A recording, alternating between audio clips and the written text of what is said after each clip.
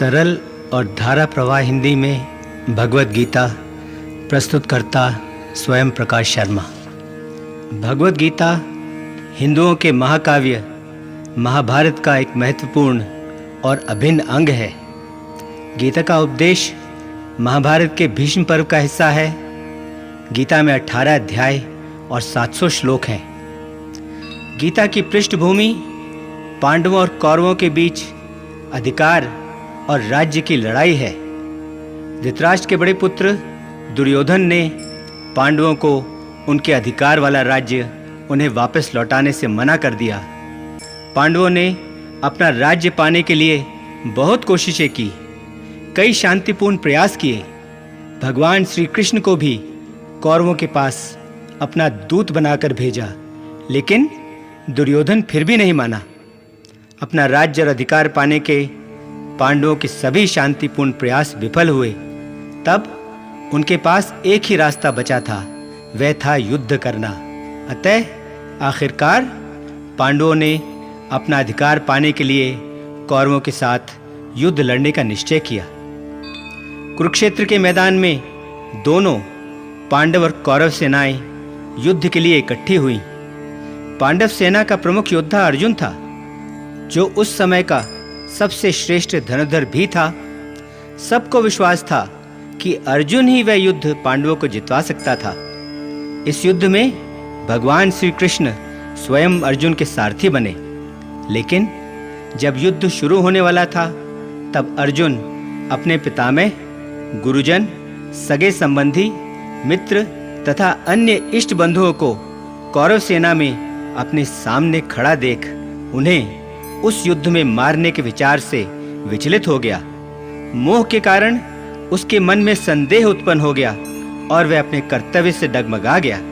उसने वह युद्ध लड़ने से इनकार कर दिया और हताश, विषादग्रस्त वह युद्ध के मैदान में शस्त्र छोड़ अपने रथ में बैठ गया।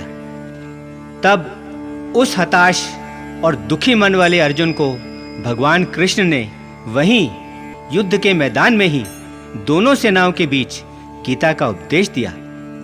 उन्होंने अर्जुन को आत्मा की अमरता, शरीर की नश्वरता, निष्काम कर्म, कर्तव्य, कर्मफल त्याग, योग, ब्रह्म, ज्ञान, अवतरण का सिद्धांत, भगवत भक्ति, स्वधर्म, त्याग, संन्यास, प्राकृतिक गुण, क्षेत्र और क्षेत्रज्ञ का ज्ञान, मन को वश में करने के उपाय, 3 गुण सत्व, रजस और तमस तथा इन तीनों गुणों की आपस में क्रियाओं का असर, आसुरी और दैवी स्वभाव, स्थित प्रज्ञ व्यक्ति, इच्छा, क्रोध और लोभ, इन तीनों पर नियंत्रण रखना, भव सागर से तरने के उपाय, परम गति इत्यादि के बारे में बताया।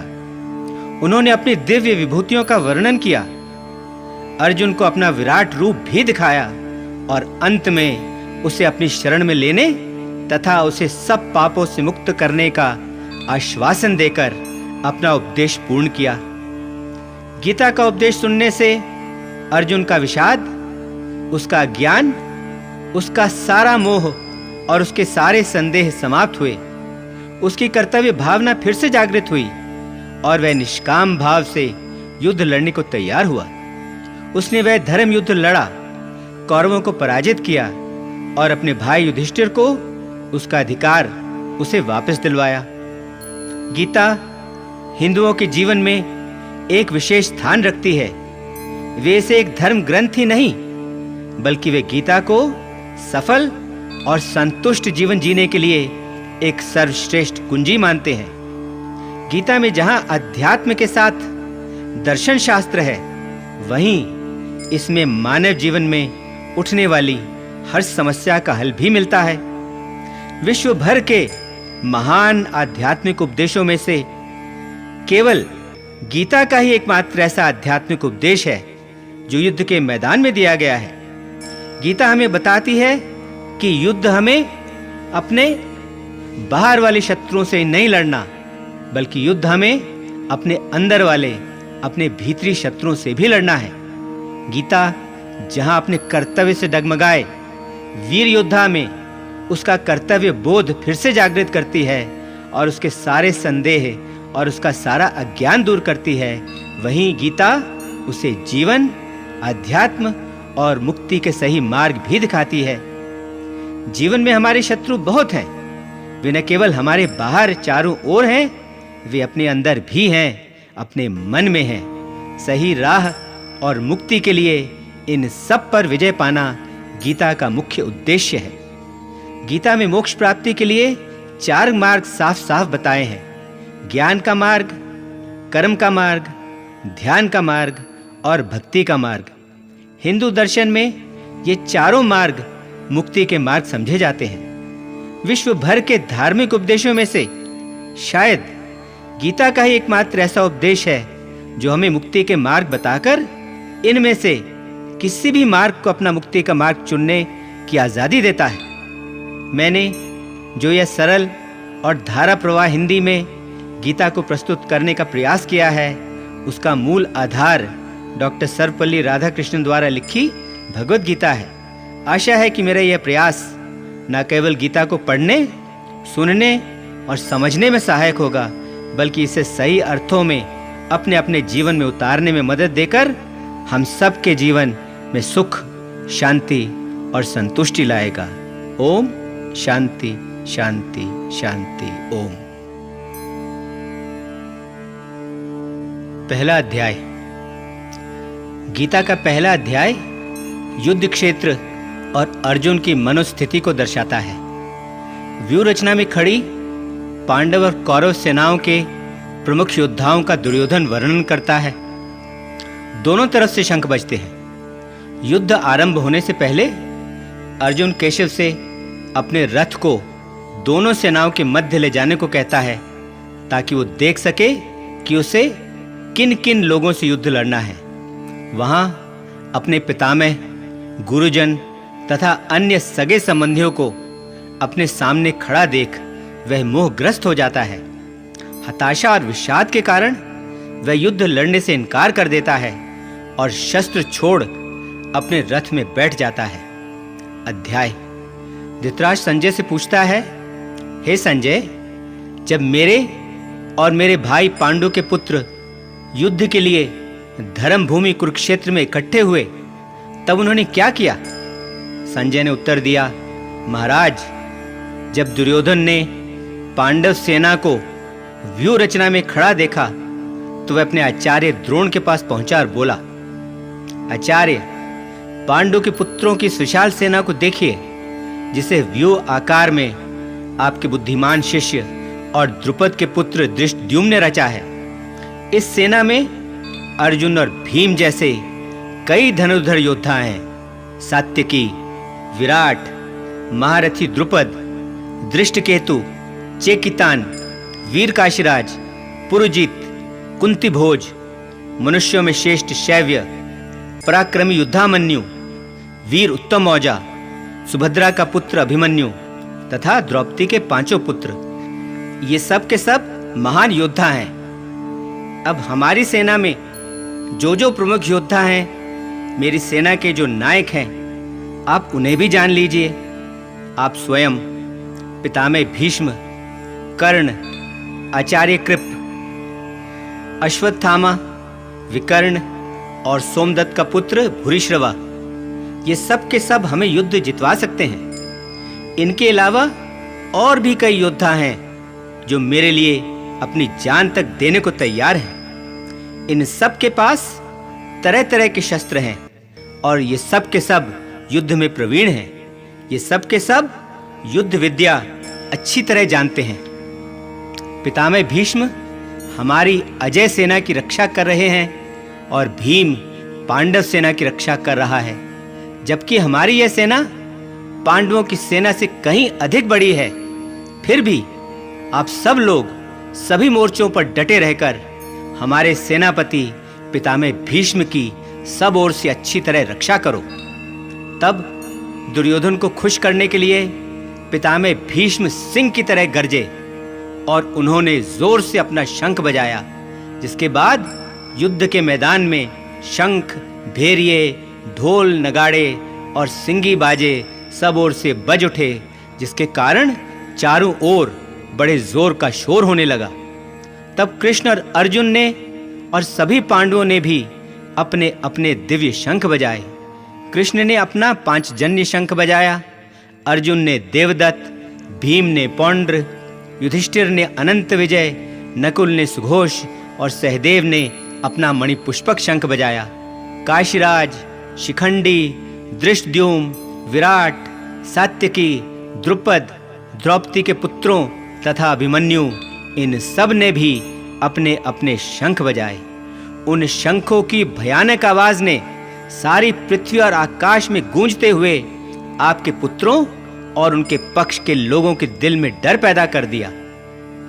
अर्जुन का रथ श्रेष्ठ था, उसमें सफेद घोड़े जुते हुए थे, उसकी ध्वजा पर हनुमान विराजमान थे और भगवान श्री कृष्ण स्वयं अर्जुन के सारथी थे। जब युद्ध शुरू होने वाला था और शस्त्र लगभग चलने शुरू होने वाले थे, तब अर्जुन ने कौरव सेना में धृतराष्ट्र के पुत्रों और संबंधियों को देख अपना धनुष उठाया और केशव से कहा, हे केशव, मेरे रथ को दोनों सेनाओं के बीच कौरव सेना के सामने खड़ा करो, ताकि मैं उन सब लोगों को देख सकूं जिनके साथ मुझे युद्ध लड़ना है। मैं उन सब लोगों को देखना चाहता हूं जो यहाँ युद्ध लड़ने के लिए आए हैं और जो इस युद्ध में दुष्ट बुद्धि वाले दुर्योधन का साथ देकर उसका भला करना चाहते हैं। अर्जुन के ऐसा कहने पर केशव ने उस श्रेष्ठ रथ को दोनों सेनाओं के बीच ले जाकर भीष्म, द्रोण और अन्य सभी राजाओं के सामने खड़ा कर दिया और अर्जुन से कहा, लो पार्थ, इन सब इकट्ठे खड़े कुरुओं को अच्छी तरह देख लो। इन सब के साथ तुम्हें युद्ध लड़ना है। और अर्जुन ने वहां क्या देखा? उसने देखा कि दोनों सेनाओं में उसके दादा, गुरु, मामा, भाई, पुत्र, पौत्र, मित्र, श्वशुर और अनेक शुभचिंतक भी खड़े हैं।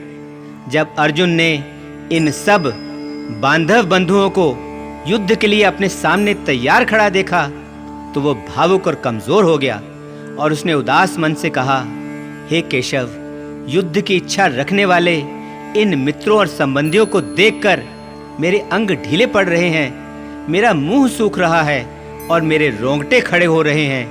मेरा गांडीव धनुष भी मेरे हाथ से फिसल रहा है, मेरी सारी त्वचा जल रही है, मेरा मन चक्कर खा रहा है और मैं खड़ा भी नहीं रह पा रहा हूँ। मुझे तो लक्षण भी उल्टे दिख रहे हैं। मैं इस युद्ध में अपने ही सगे संबंधियों को मारने में कोई भलाई नहीं देख पा रहा हूँ। मुझे न विजय चाहिए, न राज्य, और न ही सुख चाहिए। हमें ऐसे राज्य से, ऐसे सुख भोग से, यहाँ तक कि हम जिंदा रहकर भी क्या करेंगे, क्योंकि जिन गुरु, दादा, मामा, पुत्र, पौत्र तथा अन्य संबंधियों के लिए हम राज्य, भोग और सुख चाहते हैं, वे सब तो अपने धन और प्राणों का मोह त्याग कर यहाँ युद्ध में मरने के लिए तैयार खड़े हैं। तीनों लोगों के राज्य के लिए भी मैं इन सबको मारने के लिए तैयार नहीं। फिर पृथ्वी के इस छोटे से राज्य के लिए तो बिल्कुल ही नहीं, चाहे ये सब मुझे ही क्यों न मार डालें। धृतराष्ट्र के इन पुत्रों को मारने से हमें क्या सुख, क्या लाभ मिल सकता है? इन दुष्ट लोगों को मारने से तो हमें पाप ही लगेगा। इसलिए अपने ही संबंधी धृतराष्ट्र के पुत्रों को मारना हमारे लिए उचित नहीं है। अपने ही इष्ट बंधुओं को मारकर हम कैसे सुखी हो सकते हैं? यह ठीक है कि इन सब लोगों के मन में लोभ लालच भरा है, जिसके कारण ये सब न तो परिवार का विनाश और न ही मित्रों से विद्रोह करने के पाप को देख पा रहे हैं। लेकिन हमें तो कुल के विनाश के कारण होने वाले दोष अच्छी तरह दिखाई दे रहे हैं। इसलिए हमें तो इस पाप से बचने की, इस पाप से दूर रहने की समझ होनी चाहिए। कुल का विनाश हो जाने पर पुराने चले आ रहे कुल धर्म और विधान दोनों नष्ट हो जाते हैं, और इन दोनों के नष्ट हो जाने से सारे परिवार में अधर्म और पाप फैल जाता है, और परिवार में अधर्म और पाप फैल जाने से परिवारों की स्त्रियां भ्रष्ट हो जाती हैं, और स्त्रियों के भ्रष्ट हो जाने से वर्ण संकर और अनचाही संतानें उत्पन्न होती हैं, और यह वर्ण संकर और अनचाही संतानें सारे परिवार को और उस परिवार को नष्ट करने वालों को भी नरक में पहुंचा देती है, क्योंकि उनके पूर्वजों की आत्माएं पारंपरिक पिंडदान और जल से वंचित होकर अपने ऊंचे स्थान से गिर पड़ती हैं, और इन दुष्कर्मों के कारण सदा से चले आ रहे जाति धर्म और कुल धर्म दोनों ही नष्ट हो जाते हैं। और गुरु परंपरा से हम यह भी सुनते आए हैं कि जिन लोगों के पारिवारिक धर्म और विधान नष्ट हो जाते हैं, उन्हें अवश्य ही अनिश्चित काल के लिए नरक में रहना पड़ता है। ओहो, हम तो यह बड़ा भारी पाप करने जा रहे हैं। यह अनर्थ करने को तैयार हैं, जो केवल राज्य का आनंद पाने के लोभ से अपने ही इष्ट बंधुओं को मारने के लिए तैयार हो गए। मेरे लिए तो यह कहीं अधिक अच्छा होगा कि धृतराष्ट्र के पुत्र शस्त्र हाथ में लेकर मुझे ही मार डालें और मैं बिना शस्त्र उठाए, बिना उनका मुकाबला किए युद्ध में मारा जाऊं। यह कहकर अर्जुन ने रणभूमि में अपना धनुष बाण नीचे रखा और हताश व्याकुलचित होकर अपने रथ में बैठ गया। पहला अध्याय समाप्त। ओम शांति शांति शांति ओम।